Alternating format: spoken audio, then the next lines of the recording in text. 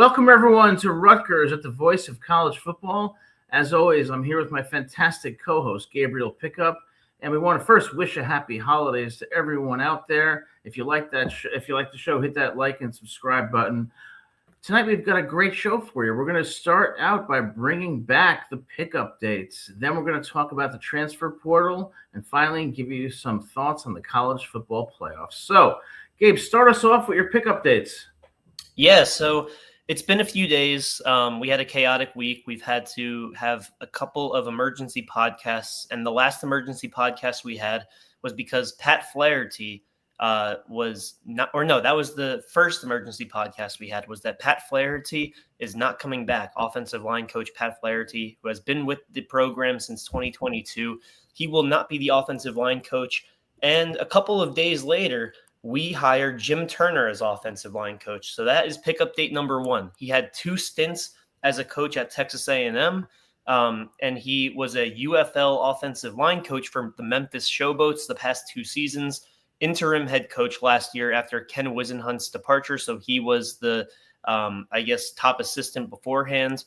He spent some time with the Miami Dolphins and Cincinnati Bengals as offensive line coach. And, they're both professional stints, but those ones actually concern me a bit because those stints aren't exactly the most pedigree, the most legendary stints. I mean, both of those teams are historically terrible with the offensive line, but it's still NFL experience, and NFL experience is technically a step above college football experience, although you could argue college football experience is more difficult because the personnel is a little bit less talented or developed.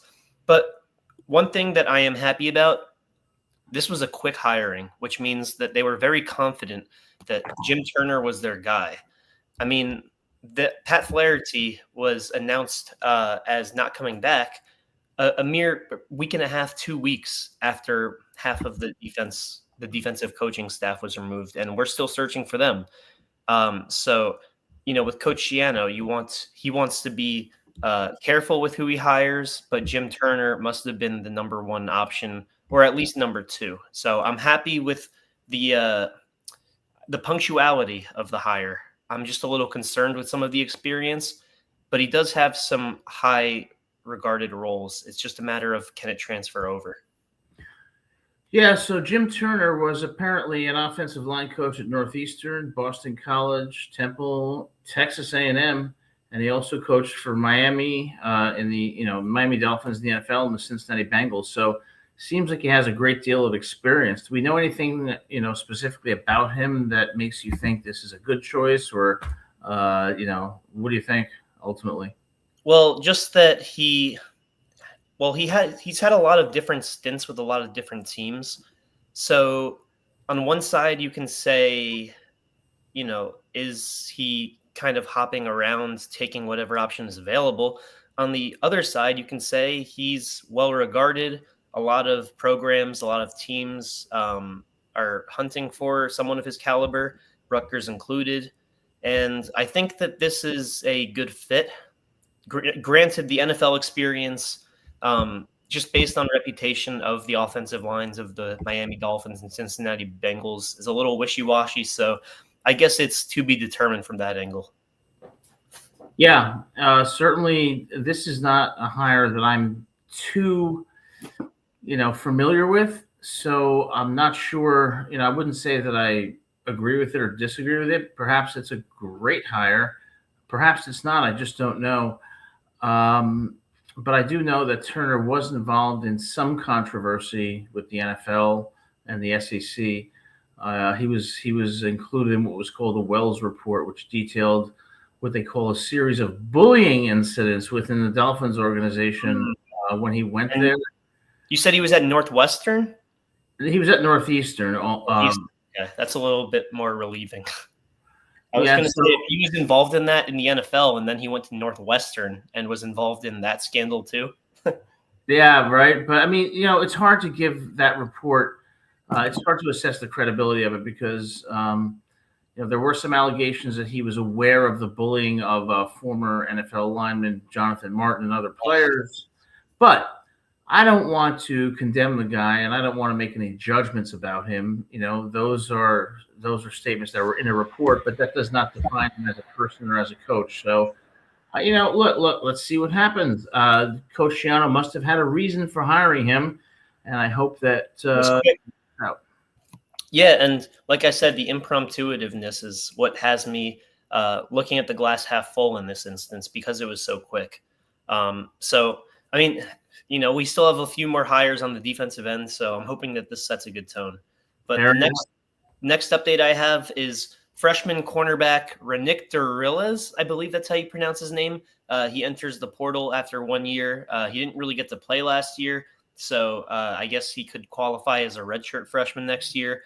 And to me, it's an understandable departure because he was low on the depth chart, unsure who the hell is going to be on the defense next year and who's even going to coach the defense next year. But on the other end, you can say that he could have made a name for himself at Rutgers next year and years following that. So who knows for sure? I'm just saying it's an understandable departure. I'm not really mad about it. We will get into a particular departure from the offseason that made a name for himself over the weekend. But as for Renick Durillas, I'm just wishing the kid well, I guess. Yeah, I certainly wish him well too. But one thing I'll say is, if you were low on the depth chart on this defense this year, that's a good point. That suggests to me that maybe you might be looking at more of a transfer to a lesser program than you would at Rutgers. But of course, we wish him well. Any other updates? Yeah, so this update, I guess, is a visual update. So I was talking about how we had a transfer make a name for himself over the weekend. Of course, we in Piscataway already knew how good Mohamed Touré was. But after this, I think that it's safe to say that now everybody knows how good this kid is. So I'm just going to play it real quick. All right. Little warning on this. He may look as if he was knocked the F out, but I promise you, everyone ended up being okay with this. And Gabe, before you show it, so what are we going to be seeing here? This is the Miami Texas A&M game. Little context, yeah. So Miami, Texas A&M, first round of the playoffs of the college football playoffs, and basically this play, if completed, would have set up Texas A&M to tie the game and bring this game into overtime. Marcel Reed, he throws a ball right around the middle of the field. His receiver catches the ball. Mo Touré lays the living F out of him.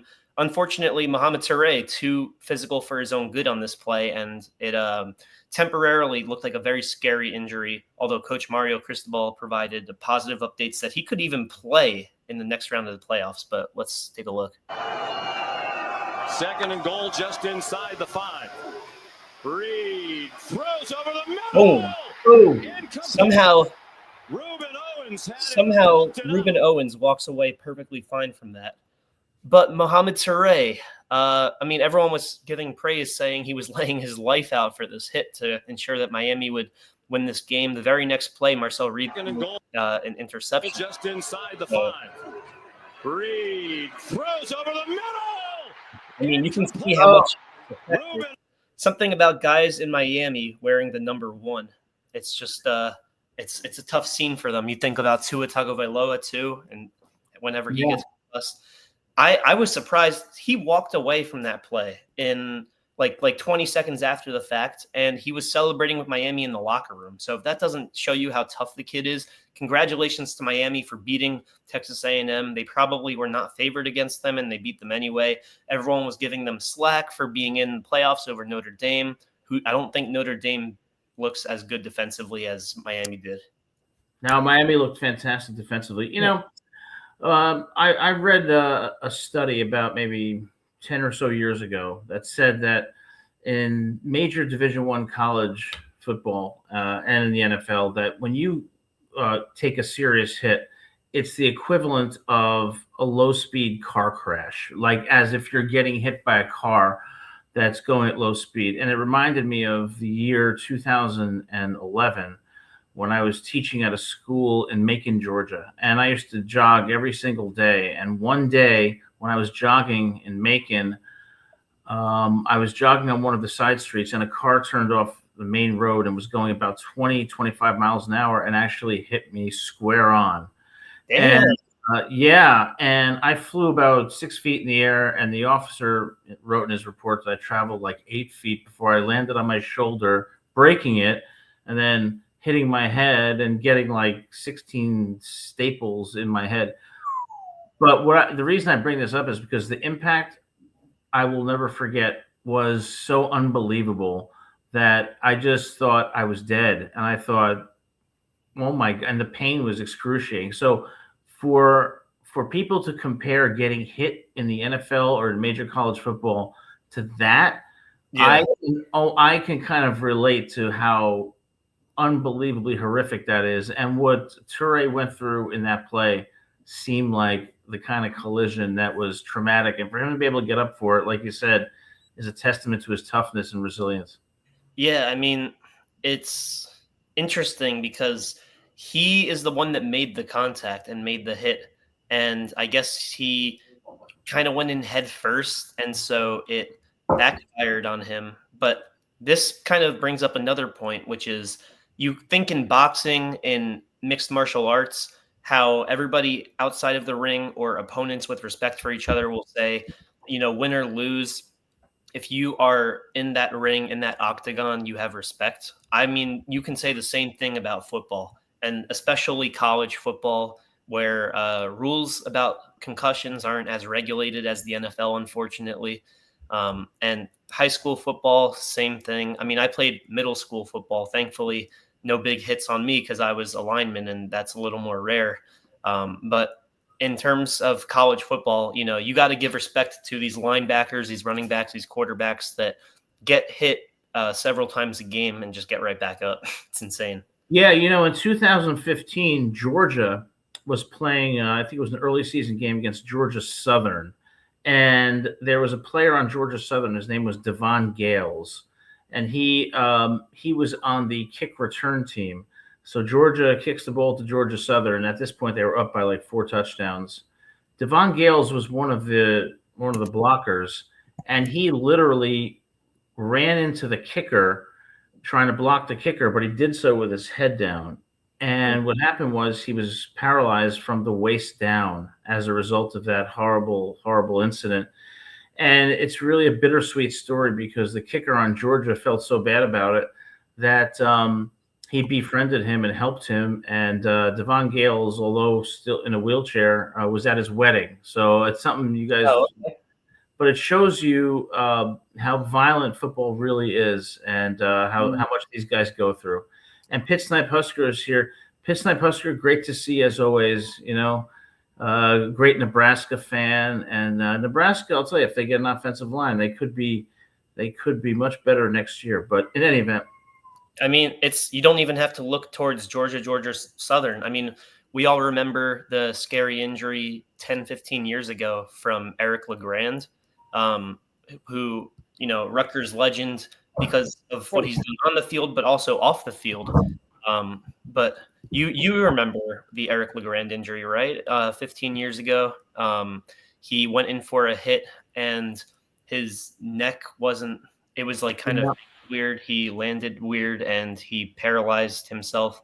But he's not only still alive today, but still a huge Scarlet Knights fan, appears on several podcasts. We'd love for him to be on our own. of course.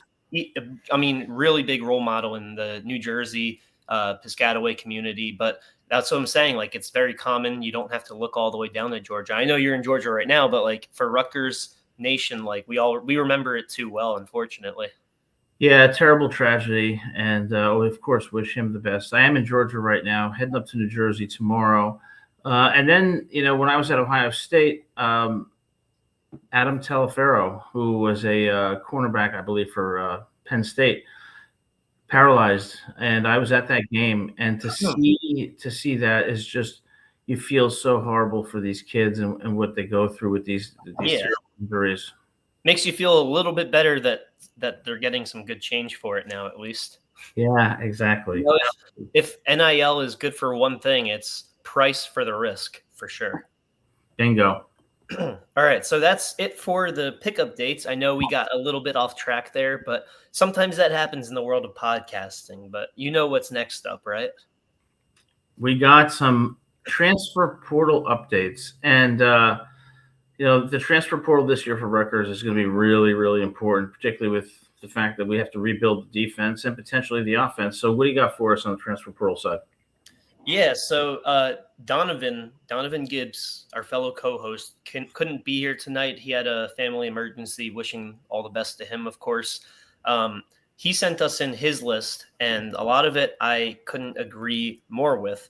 Number one, he has Rocco Becht, the Iowa State quarterback, for, I guess, priority. I actually would say Drew Mestemaker is the number one guy I would like. Now, AJ Surace, if he's starting next year, that's not the end of the world. A sophomore who had flashes of talent in the spring game, flashes of talent in the garbage time that he did play last year.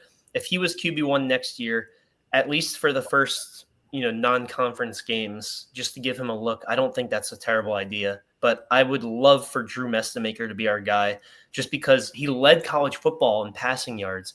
And he was in a G5 school, sure, but he faced some really good talent. He faced Tulane, and it's funny. He was a year removed from DT Sheffield being at North Texas, but I'm sure that DT was happy to be Rutgers because of Athan being his quarterback. But Donovan's argument for Rocco Becht, Iowa State 6'1" junior quarterback, is that he ran a similar RPO style offense at Iowa State that we would run at times this past year, but he's got good mobility. Like we saw out of Athan, it was one of his only weaknesses.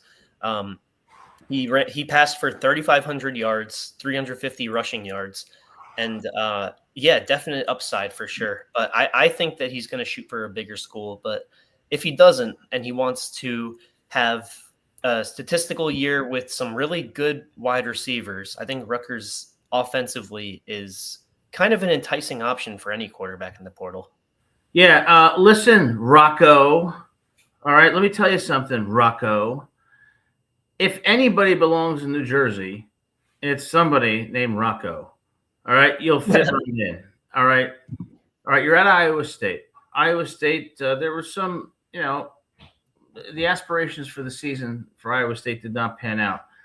But don't look at Rutgers as a demotion. Look at it as a possibility, because a dual threat quarterback at Rutgers with the receivers that might be coming back in KJ Duff and Ian Strong, coupled with Antoine Raymond at the running back position and an improved offensive line, could be the perfect fit for a dual threat quarterback like Rocco. So I think what Rutgers needs to do is Rutgers needs to open their wallets and say, we're going to get this kid. We're going to get him for two reasons. We're going to pay him more than any other school will, and we're going to sell him on developing him so that he can have a future in the NFL.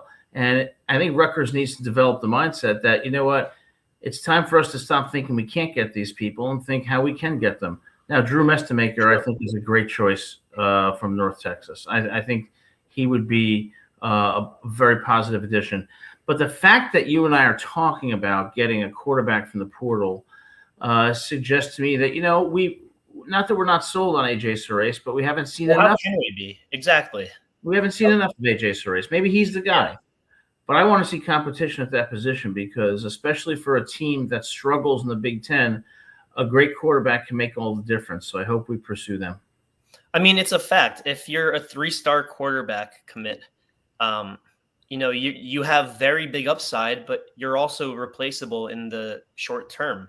So for 1 year, I don't think – listen, if we get Drew Mestemaker, I think AJ Surace transfers, only because Drew Mestemaker – he led the nation in passing yards as a freshman. That is tough to do.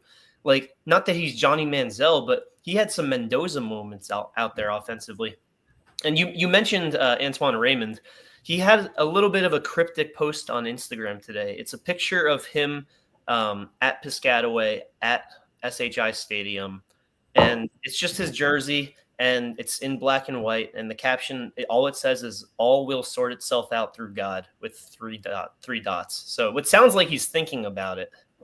All will sort itself out through God. ... means one thing. It means he's thinking about leaving, and Yep. he's not sure what to do. I'm not putting those words in his mouth, but that's all it could mean. If it's a picture of you playing football and your caption is "all will sort itself out through God," that's what it sounds like. That sounds like he's thinking about leaving, and that's my fear, that he's going to leave, KJ's going to leave, and Ian's going to go to the NFL. And I got to give a shout out to Pitt Snipe Husker. I'll tell you why. Burt Young is ringing in my head right now. That is a reference to the absolutely fantastic Rocky movies, in which Paulie used to always call him, "Hey, Rocco!" From Rocky 1 to Rocky Balboa. One of the best lines was in Rocky Balboa when he said, "Rocco, last round of your life." So Pitt Snipe Husker, I get the reference, and it's a really damn good one. Yeah, that is true. So like I said, quarterback being a 3-star commit, we don't see enough of. They're replaceable for a year. So if we don't get Drew Mestemaker, which, because he's a freshman, I kind of understand why he wouldn't be a priority, because if you're going to get a transfer, you would probably only want a 1-year transfer just to see if AJ Surace can be the guy for the next 2 years. But I mean, we see a lot more instances nowadays where guys are 2-year investments, 1-year investments, even if they're a freshman or sophomore. So even if, we do get someone like Rocco Becht and say, AJ, you're going to start junior year, who's to say AJ doesn't transfer after his sophomore year? So I guess there's a way to shut down that debate. My guy would be Drew Mestemaker. Donovan's is Rocco Becht. I'm not against Rocco Becht by any means. Iowa State quarterback. Iowa State, they didn't make the playoffs, but they still had a solid year. They started off really hot and beat number 13 Kansas State during week 0. Yeah. It was still a great year individually for Rocco Becht. Yeah, and you know what, Gabe, just talking about this stuff kind of brings this thought to my mind, and I hate to say it, but God forbid Antoine, KJ, and Ian leave. Rutgers football is in deep trouble because I think they can use it as an advantage, as an opportunity. I think if KJ, Ian, and Antoine Raymond all leave, what you do is you run a year with AJ Surace at quarterback, Deshaun Benjamin and Mike Dukes as the running backs, Desir Carter and Ben Black as the wide receivers, and you just get a tight end and worry about the mother effing defense. We are in deep trouble. I think that's not bad. What you do is you focus on the defense in that case. You want to know why people like you live? People like me? Yeah. You want to know why people like you live much longer than people like me? Oh, okay. because you are a wonderful eternal optimist, and that means you'll live till about 90, and I'll live till about 71. You want to know why? Because when I think of our defense this year and who we're losing, and who, I think we're in such deep trouble as a team. It's in crisis mode, and I get it. That was a real sigh, by the way. That was a heartbreaking sigh, but I get it. But I'm saying you can't get worse on defense. And if you lose guys on offense, which we don't want that to happen because our offense was our identity last year, guess what it does? It frees up money for the god-awful defense. If we could get worse on defense, and I worry that we will. And no, not if we spend more money. We don't have that much money, and if we do, if we don't have KJ Duff, we don't have Ian Strong, we don't have Athan anymore, obviously, and we don't have Antoine Raymond, which that's worst case scenario. I want all 3 of them back, and I do believe that they all 3 should come back. I admire your passion and your optimism, and I wish I had it. But if we lose them, we're looking at a season that's going to be 1 season, sure. 2 or 3 wins. 1 season, sure. But I think that long term, it builds up. Hey, let's remember who the hell we are on defense. And Ben Black could be a really good wide receiver in college football, too. Desir Carter, our 4-star recruit, he could be a good wide receiver, too. Mike Dukes, best running back in Michigan, could be a damn good running back. And Deshaun Benjamin, while I'm not the highest on him like we were about Antoine Raymond before the year started, and we were right, he could still be a 1B. I mean, look. I like it, Deshaun Benjamin, but I just keep thinking of next year. I think of our game against USC, Michigan. Penn Hey, State. you still have something to prove against Michigan. In all of my years of supporting and loving Rutgers football, I got to tell you, I think that we are at a crisis point that I have not seen before, which is a defense that was one of the worst in the country this year that's losing its top producers who aren't even that good, and an offense that might lose its stars. I think this is the most critical moment in as long as I can remember, because if we don't get people out of the portal, and even if we do get people out of the portal, there's no guarantee they're going to mesh as a team. I mean, I think we're in deep trouble, man. And I hate to say it, but that's why you will live until 2070 something, and at 71, I'll be there on my deathbed saying, "But if we just had made it on 4th and 1 against Penn State, or not." Stop! Don't do this. Don't bring me down a bad memory lane. I'm not trying to, but I gotta be honest and tell it like it is, man. That's just the way it is. Whatever. We're getting off topic. I think that the defense can't get any worse, and if we lose guys on offense, we have money to spend on defense and build back a brand that can't get worse. And speaking of defense, Donovan's next guy that he wants to target, because we need D-backs after losing Bo Masco to the transfer portal. Cam Miller probably declaring for the draft and running out of eligibility anyways. Jet Elad out of eligibility. John Slaughter could be the Jet Elad replacement out of Colorado, 6'2" safety, sophomore, 2 interceptions and a forced fumble. Good frame at 6'2", 200 pounds for coverage, getting in the box, stopping the run, Donovan's words. And I think that safety is a definite, defensive backs are a definite. Right now, Jacoby Henderson would be our cornerback 1, and he didn't have a great year last year. He got targeted several games. So I'm looking to build the secondary as well. I mean, I know that the front 4 and the defensive side is ultimately what sets the momentum, but we need a better defensive back. And John Slaughter would be a good guy for that for sure. I'm not really sure who else would be available. We need a better defense. And that includes a better defensive back. And that sounds like a great acquisition, but I am skeptical that a player from Colorado is going to come to New Jersey. Now, Pitch Snipe Husker says, where are you all sitting for the total number that have declared that they'll enter the portal? At this point, Gabe, I don't know how many. I can tell you in a second because I saw someone post about it. Maybe it was Rutgers super fan. Brown has entered the portal. Bo Masco has entered the portal. Jordan Walker.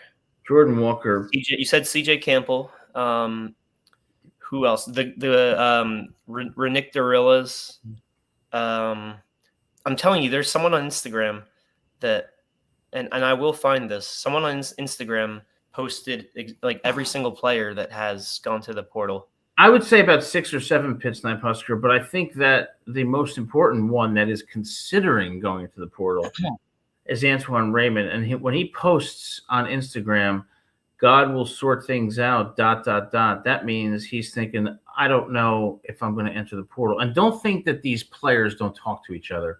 Raymond talks to KJ and to Ian.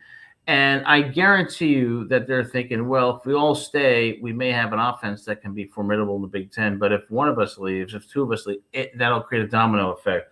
I think every single one of them is going to leave. No, don't say that. I hate to be the bearer of bad news. This is like me every week, and everyone hates me for it. But, I mean, I'm trying to look at this objectively. Okay, here, I got it. I got the list. So this is from Rutgers FB Recruiting on Instagram. Shout out to them. The transfers that are leaving right now, unless any of them decide to come crying back, I doubt it. Oh. CJ Campbell, Dane Partridge, Samuel Brown. He got it wrong. He said Samuel Brown the 4th. He is the 5th Samuel Brown. Jordan Walker, John Stone on the offensive line. Sam Robinson, who is 2nd string linebacker, so that sucks. And Renick Dorillas. And then he says, expect quite a few more because we're at 118 right now, including the freshmen that are coming in, and we need to get down to 105 since we're going to be adding transfers too. So listen. I when I went to the Penn State game, I decided to splurge, so I was in section 127, row 1. I was about 15 feet from the players, and about 3 times during the game, the recruits were walking right past me as during the breaks. And guess what? They looked small. I mean, they are small. They're in high school. They're going to beef up. I feel bad for Coach Schiano because Coach Schiano has been put in a almost an impossible position. Rutgers did not develop an NIL, and you got to give credit to Coach Schiano because the fact that Coach Schiano was able to be in the game against Penn State ahead of Washington by 3 points at the half, only down by 2 touchdowns against Ohio State at the half. Touchdown and a field goal. In the game against Iowa, in the game against Minnesota. What does it tell you? It tells you that Schiano has, to his credit, has done an amazing job with literally no resources. And I just think that Rutgers is so far behind the 8 ball. And when you look at how bad the defense played this year and what we have to replace, I am very worried that what I thought could be a dream season in 2026 will be a season that's going to be very disappointing. Sorry, I accidentally hit it. Yeah, I think that it's a hard number after the fall transfer portal, and then at the spring portal, more slots open up because that's when the players are officially from the senior year off the team. So I believe they still are contractually on the roster. Just because, like, if we did somehow accept one of those bowl games, even though we declined it, they would be, having the option to play and whatnot and, represent us before they declare for the draft, which DT did declare for the draft. So I think that he's officially off the roster. Well, speaking of bowl games, Alabama is going to play Indiana in the Rose Bowl. We could have played in the Birmingham Bowl against Georgia Southern and Clay Helton, former coach of the university. Why in God's name are we declining a chance to play another game? And Schmirmingham. I don't know. It doesn't seem like anything the players, the coaching staff, they already signed off on the year. Oh, well, that's their problem. You know what? You know what I want to say to them? Well, I'm not going to tell you what I want to say to them. I was going to say, I don't know if I do want to know. Yeah, you want to sign off on the year? How dare you sign off on the year? What is there to fight for, though? A win. And there's a chance to give these players experience playing on the road in a bowl game so that they can leave the season on a positive note. What, are you too good for the Birmingham Bowl? Believe it or not, Penn State was a positive note. You know that's true. Penn State was a positive note? Of course it was. Penn State was an absolute disaster. It was a disaster that we only lost by 3 points. That's the problem with the mentality of Rutgers fans. You don't say we only. Would you rather lose by 30? No, I want to win, and it's not okay to lose. We didn't win a signature game all year, so and this bowl game that wouldn't have been a signature win. I love you, Gabe. I think you're a great guy and a great commentator, but losing is not acceptable. I don't care if it's 1 point or 40 points. We were going to face Georgia Southern, right? Yeah. Who is maybe Miami of Ohio good? I would say that's pretty accurate. I don't think that. And if we lose that game too, then guess what happens? Then it looks even worse. So keep losing. To me, that's a lose-lose option. You win a pity game. No one plays that's meaningful for next year. And you lose the game, it looks worse. And we're not the only team that declined that game that's of note either. Florida State declined it. Auburn declined their bowl game. I believe it was also the Birmingham. The standard is to win a national championship. And what I'm tired of from Rutgers fans is being okay with losing, saying we only lost by 4 to Penn State, or we only lost by 10 to Iowa, whatever the case. Losing is never acceptable in football or in life. And this program has been mediocre year after year after year. And you know what? Rutgers players want to hate me. Coaches want to hate me. You fucking go ahead and hate me. I don't care. I'm from New Jersey. I grew up there, and I love Rutgers. And I'm tired of seeing Rutgers being mediocre. You think Nick Saban would have ever tolerated this? Gosh, we're not Alabama, man. Well, but we can be. That's the thing. We can be if we set the culture. And I don't blame Greg Schiano for all this. I blame the program for not putting the money into NIL, which every other program or most elite programs have been doing. And I don't know. To me, Gabe, losing hurts on a level that it stays with me. And that Penn State game 3 weeks ago, it's not acceptable. It's not just a loss. It's like your university lost to another school that you should have won, and it's not acceptable, ever acceptable. I mean, it's true. Most of the seniors from that game, though, had good games and went out on a high note. Well, I would have loved to have seen that locker room after Penn State.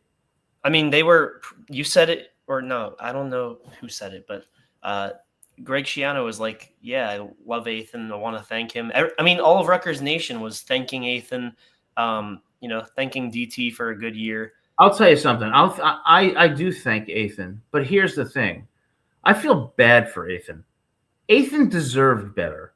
And so, yeah, Ethan was a wonderful addition to Rutgers and did fantastic things for that offense. But Ethan deserved better. He deserved a victory. He deserved a team that served him better. And Greg Schiano was exactly right. When after he dropped the ball and Penn State returned for a touchdown, my reaction would have been the same thing. It would have been, I love you, man. You have fought your heart and soul for this team. Unfortunately, he fought his heart and soul out for this team, but the game unfortunately literally slipped from his hands. And but it wasn't his fault. He's the reason. No, they put up 38 points. So, and I just I don't what set this off, I have to tell you, was when you told me that Raymond had that Instagram post, because it kind of confirmed what I was worried about. That these players, our best players, are going to leave because the culture at Rutgers and the wins and losses are just not there. And it breaks my heart to think that we're going to lose Raymond, Duff, Ian, but I think we will. And it just makes me sad because Rutgers can be so much better than it is. Sure, but you have to get rid of a toxic staff to get better. And what we saw last year defensively was a staff that it was extremely underwhelming, and in turn, it led to some key defensive players hitting the portal. Jordan Walker, we saw. Who hired that staff? Well, I'm getting to that. It was Schiano, but I'm saying that we're losing guys that are players are underperforming for, but ultimately like. And in order to clean the house, you have to suffer some losses too. So I don't think that this is necessarily the worst thing in the world. I think it's a chain reaction. Well, you know what I'm really worried about? I'll tell you what I'm really worried about. I'm worried about Kelly Zinn. Because in my experience, I have not seen more of a mismatch between an athletic director coming from national champion LSU to Rutgers. I cannot imagine that Kelly Zinn is going to tolerate this for any amount of time. And I'm worried that she is going to say, I don't want to be a part of this program anymore, because it's very difficult. I don't think she gives up. She can't give up. Well, it's very difficult to come from an elite program into what she saw this year. And when she was in West Lafayette at the Purdue game, it's told me that she was concerned. And I don't think someone of Kelly Zinn's caliber is going to stay here long until we get some wins. And at the end of the day, winning is what matters. And look, I'm tired of being the negative guy. I know, but look, I don't think I'm the only one. And Rutgers better get it together, and get it together now, because I'm tired of hearing we may have a bad season next year. We've had bad seasons all the time, and I'm tired of it. And we better we have a new administration, and they have a long-term goal, and we're going to have to suffer to get there. And if we don't get there, it's not because of one bad year. That's what I'm saying. It's going to hurt, like it's hurt the past 50 years, but we're going to have to suffer a little bit more if we want to try and get good again. Now, that doesn't mean that we will be good next year or the year after that, but it means that's the only way to move forward, is to cut staff members that didn't produce, which in turn might cause you to lose some guys defensively that were actually good this year. You had James Franklin on the market, and did you even give him a phone call? No, because Greg Schiano wasn't even on the hot seat. Well, I love Coach Schiano, and you know what? Despite all the negativity that people attribute to me, I happen to love Greg Schiano and respect him tremendously. But I think that at some point, a change is going to be necessary. I saw who cheer up. At least we aren't Michigan fans. Yeah, well, guess what? I'd rather be a Michigan fan because Michigan won the national championship with J.J. McCarthy, Blake Corum, and that fantastic defense. And I'm tired of mediocrity. And that's just who I am. And if people don't like it, they don't like it. But I think Rutgers fans and the university deserve someone who's saying, you know what, enough of this bullshit. Let's move forward. And I want to see results now, not later, not in 2 years, not in 5 years, now. Yeah, well, I want to go on a cruise. I want to go to Hawaii. These are Don't all go on a things. cruise. It's too claustrophobic, and you might fall off of the. You might fall off of the boat and then land in the water. It'll be like. I'm just joking, but go on. These are all things that we want, though, and I want that too. But our NIL is a start, so let's see how the NIL budget looks next year and moving forward. So number 3 guy that Donovan says would be a good addition, and I concur with it, is Jack Foster out of Nevada, 6'6", 290 senior. So he would be a rental for the offensive line with our new offensive line coach. And, he allowed 1 sack last season in 12 games. And we need some beef from the offensive line moving forward. I believe that Asamoah has 1 more year of eligibility, but outside of that, it's going to look pretty much entirely new. So Jack Foster or any offensive line transfer would be an addition. But I mean, just based on the numbers, his height and weight, it seems like we would have some size on the offensive line, but I don't see someone from the great state of Nevada coming to New Jersey. Well, that's unfortunate because number 4, same thing, except on the other side of the football. Jonathan Maldonado, 6'6", 238 out of Nevada. 38 tackles, 9 for loss, 5 sacks, and an INT. And that would have led Rutgers in tackles for loss and sacks, all Mountain West honors, speed to power guy with high motor, and he could play up to 245. So that listen, Maldonado. Let me tell you something, Maldonado. You sound like a talented prospect, but you got to get your weight up, man. 6'6", 238 isn't going to cut it. We need like 6'6", 260, and I suspect the USCs and Oregons and UCLAs of the world will be going after him. For sure. But you better throw Rutgers in the mix, man. If we're talking about this RNIL, this is how you get it started. And lastly, Martin Woodsma. I believe that's how you say his name. Great experience, 1,400 snaps in 44 games. Started all of last season at right guard. He gave up 2 sacks in 871 snaps. What school? Martin Woodsma. He actually left that out. Let me see.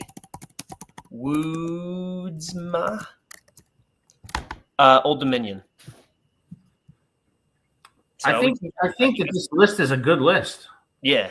I mean, Donovan's not too, he's a pretty smart guy. So our good friend Donovan, who couldn't be here tonight, is a fantastic commentator and, of course, played Division I football for LIU. So Donovan knows what he's talking about.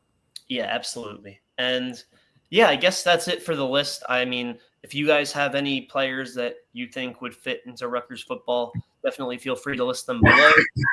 I think in terms of needs, defensive backs, front 4, linebacker, pretty much any position defensively. And my desire would be a strong quarterback. Right. And Pitch Snipe Husker says I need a hobby.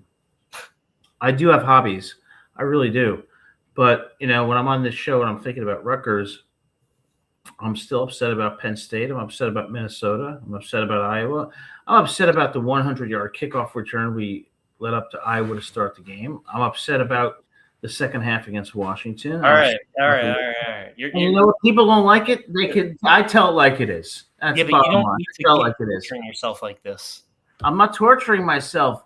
I'm just saying that Rutgers needs somebody who's not going to just fall into line and is going to tell them, get with it. And if you don't like me for it, you don't like me. Fine. It is what it is. But I get it. You get it. I get it. I don't work for Rutgers, though. Well, I would be happy to work for Rutgers in any capacity because I love the university. Hmm. But I'm starting to feel really bad for Coach Shiano, and I've been critical of Coach Shiano. I've also been very complimentary of him, but I'm starting to think really hard about it and feel really bad for him because I think he's been in a position where he hasn't had the resources to be successful, and he's done a Yeah. great job despite that. So I have to give him credit for that. And I feel bad for Ethan Kaliakmanis because I feel like we wasted a year with a great offense, and Ethan gave his heart and soul to this team. And I really, really came to love Ethan Kaliakmanis. And I just get upset when there's lost opportunities. And I think the last 2 years were lost opportunities. I mean, he probably had the best statistical year in Rutgers football history at quarterback. And I mean, I don't consider that a wasted opportunity because he gave us a lot of great memories. Well, I saw him live, and let me tell you, he was making throws in tight windows against good coverage that required elite accuracy and timing, and he really did a fantastic job. So, Ethan, you know what you did this year? What you did was you positioned yourself for a possible spot on an NFL roster, and I hope you get that because you're a player who has heart, great team player, and a great dude generally. So I give you credit for that. Absolutely. So, I mean, I think that's pretty much it for this episode. If there's anything else in terms of like, that's not it. That's not it. We're not done just yet. You got something else? I do have something else. What is that? I want to go on a rant. As if you haven't done that enough today. I've done that already today. So, but look, when I'm watching the college football playoff, I see a great game between in Norman between Oklahoma and Alabama, and I see a very good game between Texas A&M and Miami. But when I see JMU and playing Oregon and Tulane playing Oregon, come on, enough is with this nonsense. Yeah, that was not a necessary game. No, but look, we're going to be back here every Monday talking about Rutgers until the opening game of the season next year. And we're going to be here even on other days when news breaks or when we have specific happen. But, one thing you're going to get from this show is you're going to get, first of all, you're going to get Gabe and his fantastic commentary along with his pickup dates, but you're also going to get a difference of opinion among us, and that's because we respect each other and we tell it like it is. And by the way, good about we have 1, 2, 3, 4, 5, 6, 7, 8, 9, 10, 11 more days until the portal opens up officially. So Friday, January 2nd, you can bet your ass that we're going to be having a show covering the portal. We absolutely will. And Gabe, as always, great stuff tonight. And, thanks to all of you who have been watching. If you like the show, hit that like and subscribe button. I'll be flying back to New Jersey tomorrow, but I will be here from New Jersey with Gabe next Monday, 7 p.m. As always, go Scarlet Knights. Go Scarlet Knights.